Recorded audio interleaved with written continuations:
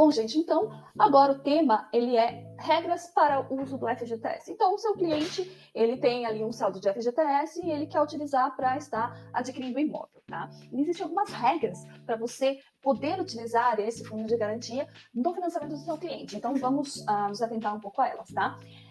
Só lembrando, essas são as regras básicas, tá? Eu vou abordar com vocês no próximo slide, mas a gente vai ter algumas exceções a essas regras. Mas essas são as regras básicas para a utilização do FGTS, tá bom? Então vamos lá. Para o uso do FGTS na aquisição do imóvel, o cliente deve se enquadrar nas seguintes regras. Primeiro, ter contribuído com o FGTS por pelo menos 36 meses, somando todos os registros em carteira. Ou seja, se a pessoa ela não chegou a completar 36 meses, ou seja, 3 anos de contribuição com o FGTS, se somar todos os registros dela, ela não pode utilizar o fundo de garantia neste momento para estar adquirindo o imóvel. Ela nunca vai poder? Sim, ela vai poder. Ela vai poder quando ela tiver os 36 meses e, nesse caso, se ela já adquiriu o imóvel, ela pode utilizar esse fundo de garantia para amortizar o financiamento. Mas, se ela ainda não tiver os 36 meses, tá, de contribuição, ela não pode utilizar esse fundo de garantia para a aquisição do imóvel, tá legal? Então, tem que ter 36 meses de contribuição. Lembrando que é somando todos os registros, tá? Não precisa ser 36 meses no mesmo registro em carteira, tá?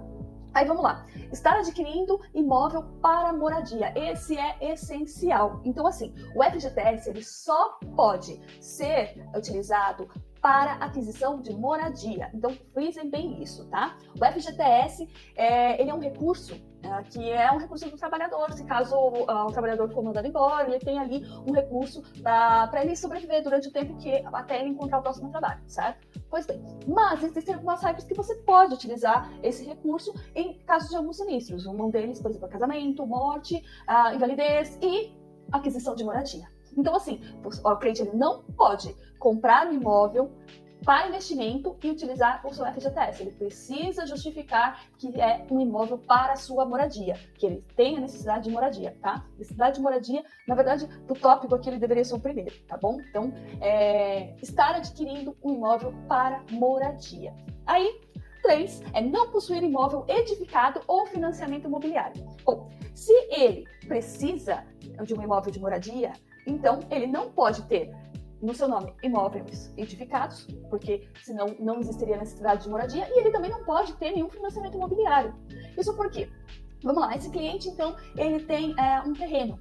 Tudo bem, terreno não é moradia. Ah, mas ele tem uma edificação nesse terreno. Bom, então ele tem condições de moradia. Tá? Agora, se o terreno ele não tem nenhuma construção, então ele não pode ser considerado moradia. Então, nesse caso, ele consegue utilizar. O cliente ele tem um quarto de um imóvel que é uma herança de família. Bom, nesse caso também não pode ser considerado moradia, porque ele tem um quarto do imóvel, né? Então o imóvel não é dele, correto? E financiamento imobiliário, pois bem, ele compra um imóvel na planta, né? Esse imóvel ainda não existe, né? Vai ser entregue daqui a alguns anos, e ele está querendo utilizar o fundo de garantia dele na aquisição de um imóvel que já está pronto agora, mas ele tem esse imóvel financiado para moradia. Bom, então quer dizer que já não existe a necessidade, porque ele já adquiriu, mesmo que a longo prazo, um imóvel para moradia. Tá? Então, não pode ter imóvel edificado e não pode ter financiamento imobiliário ativo, tá? Bom, e estar adquirindo um imóvel na região metropolitana de onde mora ou trabalha há pelo menos 12 meses, tá? Pelo menos um ano. Então, é assim, se ele precisa de um imóvel para moradia, ele precisa justificar a moradia. E como que a gente justifica a necessidade de moradia de um cliente? Muito simples. Ou ele provar que mora, ou ele provar que trabalha, ou na cidade, ou na região metropolitana desse imóvel. Então, vamos dizer, esse cliente, ele mora em São Paulo, tá? Mas ele está querendo comprar um imóvel aqui comigo na Patrimonial, em Sorocaba, tá? Tudo bem, então ele mora em São Paulo e ele quer comprar um imóvel para moradia em Sorocaba. Por quê? Aí ele vai falar, não, sabe o que é? É que eu trabalho em Votorantim, que é a cidade da região metropolitana de Sorocaba. Mas aí eu queria, como eu trabalho, eu tenho que ficar me deslocando e tal, então eu quero morar em Sorocaba, que Sorocaba é do ladinho de Votorantim, eu gostei desse imóvel, e eu preciso de um imóvel de moradia. Então, aí o que ele precisa fazer? Ele precisa provar que trabalha há pelo menos um ano nessa empresa. Então, ele está justificando a moradia. Mas vamos dizer que é o caso inverso. Então, a pessoa ela trabalha em São Paulo, mas mora em Sorocaba. E quer comprar um imóvel em Sorocaba. Pois bem, então quer dizer que ela mora, ela tem um vínculo familiar e realmente ela tem que se deslocar até São Paulo, mas ela mora em Sorocaba, certo? Então como que eu comprovo isso? Eu tenho que ter pelo menos 12 meses de um comprovante de residência. Um comprovante de residência válido, tá? Mas aí você vai me falar, Araceli, então, mas se meu cliente mora e trabalha em São Paulo, ele pode, por exemplo, fazer um comprovante de endereço na cidade que ele quer comprar o imóvel e declarar que ele mora ali?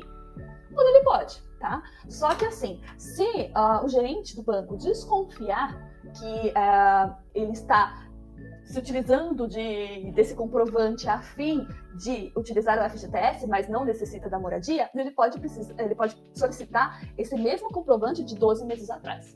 Tá? Então, precisa focar nisso. O cliente ele não pode mentir, tá? Geralmente, é feita uma entrevista com esse cliente, depois, quando vai para assinar com o banco e tal. Então, às vezes, o gerente ele consegue pescar quando o cliente ele não precisa da moradia, ele está só usando o FGTS para investimento. Então, o ideal mesmo é que vocês fujam dessas enrascadas, porque sempre o cliente que quer investir, ele quer tirar aquele dinheiro dele parado ali no FGTS para investir em alguma coisa e sempre imóvel, porque imóvel você pode fazer isso se houver a necessidade de moradia. E vamos dizer, um valor que está preso ali, você investir em imóvel, nossa, vai ser um lucro fantástico. Mas fuja um pouco disso, explique para o cliente que não é bem assim e que realmente, se o gerente da casa desconfiar, pode estar solicitando ali para ele 12 meses do mesmo comprovante. E se ele não tiver, ele não vai poder usar, tá? Então, não adianta.